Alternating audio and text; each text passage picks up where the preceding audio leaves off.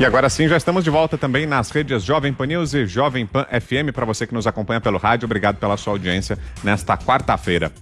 As críticas do deputado Daniel Silveira aos ministros que integram o STF não são atos isolados. No passado, ocorreram ataques ao Supremo durante governos do PT. No entanto, nenhum deles acabou em cadeia. Vamos recordar agora algumas dessas falas. Começamos com o ex-ministro e ex-presidiário José Dirceu. Dirceu, O problema é que o Supremo Tribunal Federal, não sei porque esse nome de Supremo, entendeu? A Corte Constitucional devia chamar, primeiro devia tirar todos os poderes do Supremo, ser só Corte Constitucional. Depois que Judiciário não é poder da República. A nossa Constituição estabeleceu 3 poderes. Só existe 2 poderes eleitos que têm soberania popular: o Legislativo e o Executivo. O Judiciário é um órgão. Também temos declaração do ex-presidiário Lula. Nós temos uma Suprema Corte totalmente acovardada, nós temos um Superior Tribunal de Justiça totalmente acovardado, um parlamento totalmente acovardado. Somente nos últimos tempos é que o PT e o PCdoB começaram a acordar e começaram a brigar, sabe? Nós temos um presidente da Câmara fudido, um presidente do Senado fudido, não sei quanto parlamentar ameaçado, sabe? E fica todo mundo no compasso de que vai acontecer um milagre. O ex-senador Roberto Requião também atacou a Suprema Corte Brasileira. A prisão do Lula é um biombo para esconder a entrega do petróleo, do sistema elétrico, dos direitos dos trabalhadores, da aposentadoria, da Embraer, da Eletrobras. É o fim do Estado Social no Brasil. Ou o Supremo manda soltar o Lula, ou o Supremo não existe mais. E com o fim do Supremo acaba também o Congresso Nacional. Mais um que atacou a Suprema Corte, o ex-deputado petista e ex-presidente da OAB do Rio, Vadi Damus. Nós temos que redesenhar o Poder Judiciário e o papel do Supremo Tribunal Federal. Tem que fechar o Supremo Tribunal Federal.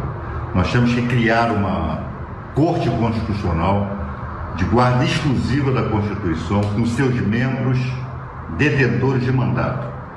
Nós temos que evitar que gente como Roberto Barroso tenha o poder de ditar os rumos do processo eleitoral, de ditar os rumos da escolha popular, de ditar os rumos da democracia brasileira. Augusto Nunes, o que dizer, Augusto? Acho que o ministro Alexandre de Moraes tem o dever de prender em flagrante todos eles. Esses vídeos continuam a ser exibidos, todos eles. Isso sim é ameaça à democracia. Isso sim. Agora, eles não acham nada demais em ver o Supremo sendo acusado de covarde pelo Lula. O Dirceu diz que não existe o Supremo, não é um poder da República. Quer dizer, no governo deles, o que aconteceria? Acaba o Supremo. Se eles pudessem, já teriam feito isso. O povo é que não deixa em respeito à instituição, não aos que a compõem.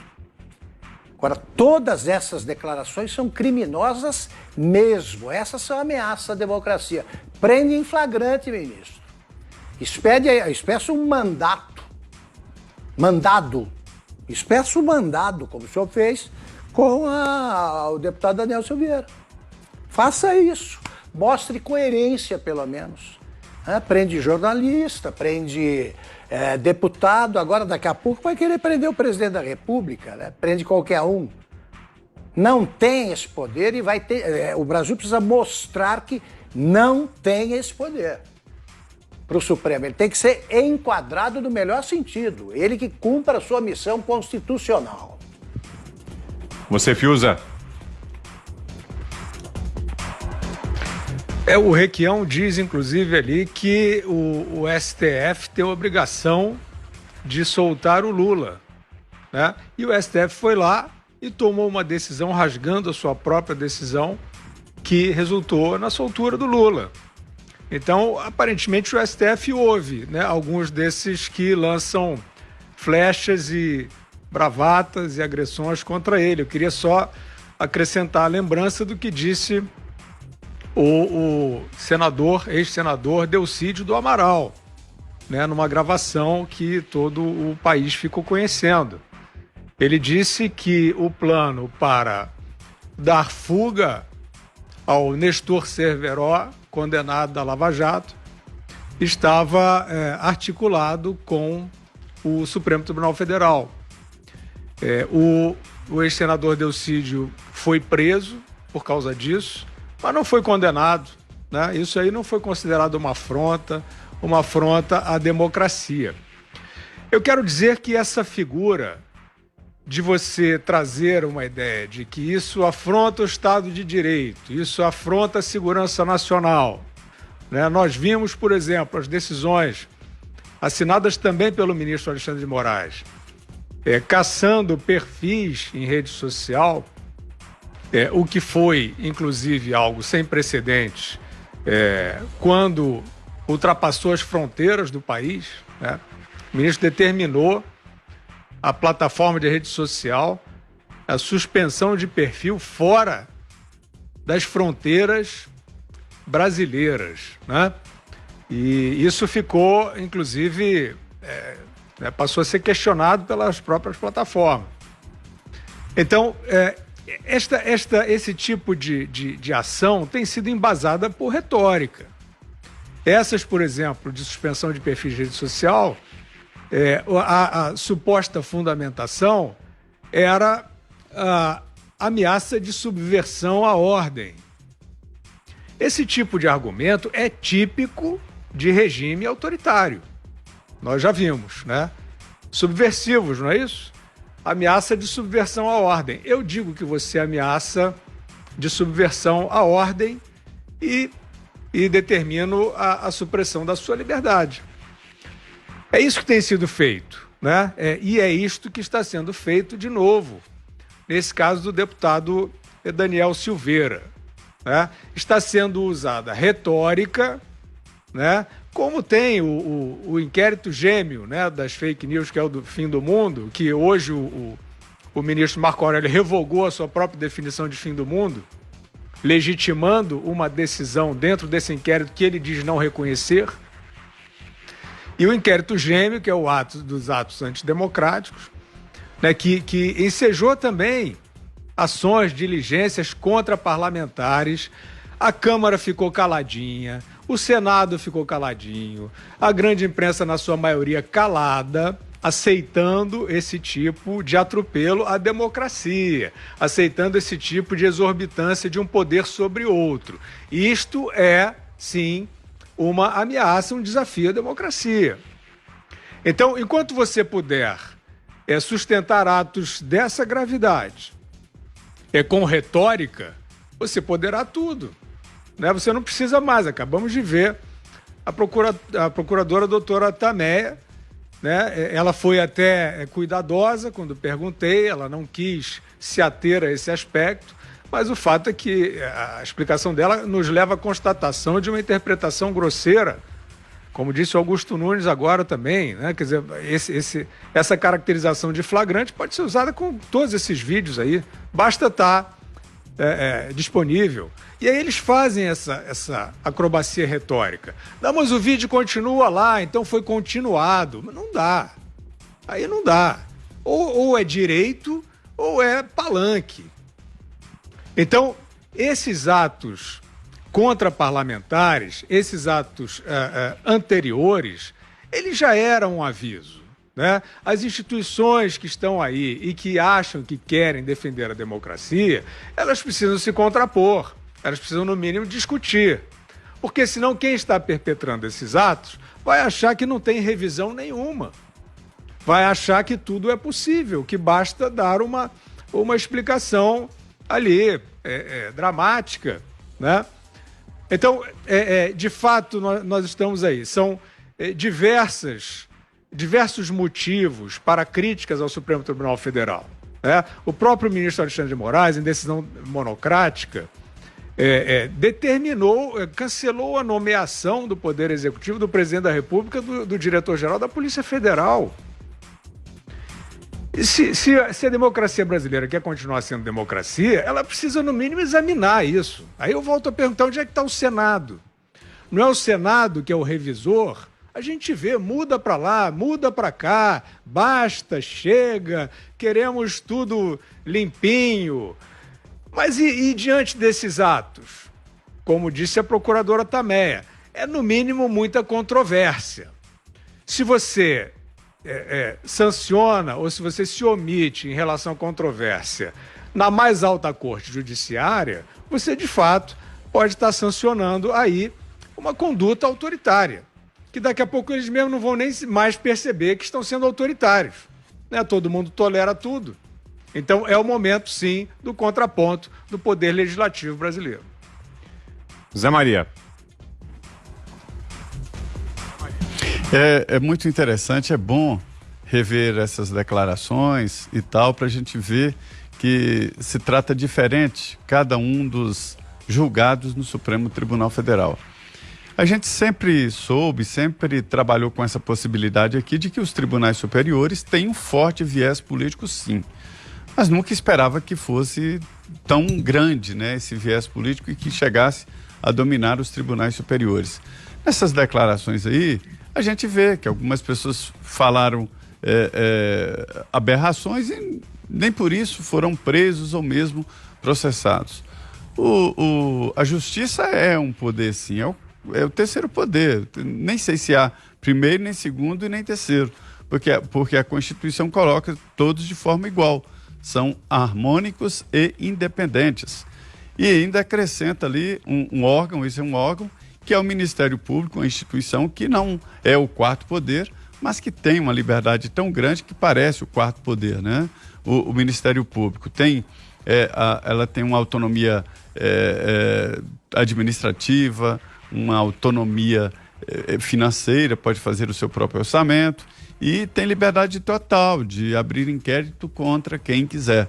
Isso é o Ministério Público. O Judiciário não, é um poder. E ele é estabelecido em todas as instâncias, né?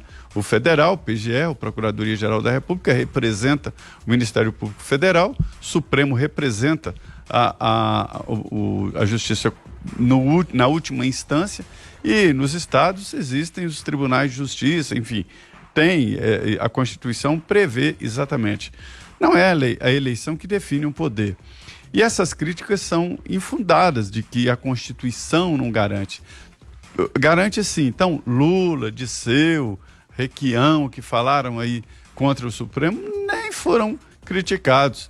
E agora há essa auê porque um deputado gravou algo que poderia atingir as excelências dos ministros. Eu não concordo com o conteúdo, de jeito nenhum, com o conteúdo do deputado Daniel Silveira, não concordo, mas acho que ele tem o direito a pelo menos ser julgado, né? Não ser condenado direto e ser preso imediatamente. Não é assim que funcionam as leis no Brasil. Acima de todos está a Constituição, está a Justiça, e é isso que deve ser observado. Este é um caso que vai fazer o Congresso rediscutir, né, a maneira de se fazer política e principalmente as prerrogativas parlamentares. A estabilidade no serviço público, essas prerrogativas que os ministros do Supremo têm e a autonomia parlamentar, né, com algumas regalias, isso não é um direito individual de cada um deles. O ministro não tem direito individual de ser um ser especial, que só pode ser julgado por ele mesmo, ou pelos ministros do Supremo, né? Mas é porque o Constituinte colocou essas garantias em proteção da sociedade. Então, o ministro tem estabilidade, irredutibilidade salarial, o ministro do Supremo não tem nem mandato, só sai quando aposentado, né? E isso é para se garantir e para se contrapor às pressões. Então, ele não precisa ficar justificando, ele tem a independência e deve exercê-la em nome da coletividade e não em nome de um direito individual. Então, essa prisão do deputado Daniel Silveira, ele sabia que estava correndo esse risco, né? E essa prisão vai fazer o Congresso a debater fortemente aí qual é o limite do poder de cada um. Agora que são poderes, são. Agora são 7h14. Para fecharmos, Ana, queremos ouvi-la também sobre essas declarações de petistas que acabamos de exibir. Temos 2 minutinhos, Ana. Bom, Vitor, o parceiro Fiuza não gosta muito, né, que a gente fale ali de esquerda, direita, mas não tem como fugir. Fica muito óbvio que só um lado pode falar o que quiser, só um lado pode infringir leis, só um lado pode aí pisotear a Constituição brasileira e nada acontece. Eu estava lendo aqui o artigo 26 da Lei de Segurança Nacional, aí um resquício, né, do regime militar e que agora estão levantando, e o artigo 26 fala do crime de difamar e caluniar o presidente da República, o presidente da Câmara, o presidente do Senado e o presidente do STF. Agora, é impressionante que essa lei, ninguém tem medo de atacar o presidente da República, de dizer fascista, nazista, genocida. Essa lei poderia ser aplicada aí para essas pessoas e, no entanto, a nossa democracia continua seguindo aí sob o ditador imaginário, né, que até ministros do Supremo Tribunal aí colocam dessa maneira como o presidente Jair Bolsonaro. É engraçado como atacar ministro quer dizer atacar o STF, né, na leitura aí de todos, mas atacar o presidente Jair Bolsonaro não é atacar a presidência. E outro ponto que fica muito exposto aí e óbvio, né, é a celeridade com que esses ministros aí se encontraram e julgaram e passaram tudo aí em menos de 24 horas numa celeridade absurda. E aí o Zé me corrija se eu estiver errada, eu não sei ao certo quantos processos que foram parar no Supremo Tribunal Federal da Lava Jato com aqueles players e aqueles agentes ali políticos com foro privilegiado e que a gente não viu essa celeridade. Eu queria perguntar ao Zé, porque nós temos aí 7 anos de Lava Jato e quantos processos que o Supremo julgou sobre a Lava Jato? Daqui a pouco você responde, Zé. Antes, um rápido intervalo, vamos lá. O Tiggo 8 obteve espetacular vitória sobre o Tiguan, vencendo o comparativo em todos os sentidos. O Tiggo 8 é mais potente e sua lista de equipamentos mais extensa. Seu design é ousado e imponente. E, principalmente, o Tiggo 8 ganha do Tiguan em inovação e tecnologia. Tiggo 8 Turbo GDI, à frente de seu tempo, a 8ª maravilha do mundo. Bom, e você pode participar também pelo nosso WhatsApp. Continue enviando o seu vídeo, 931170620. Esse é o nosso WhatsApp. Bom, e a Ana Paula fez uma pergunta ao Zé Maria. Queremos ouvi-lo, Zé.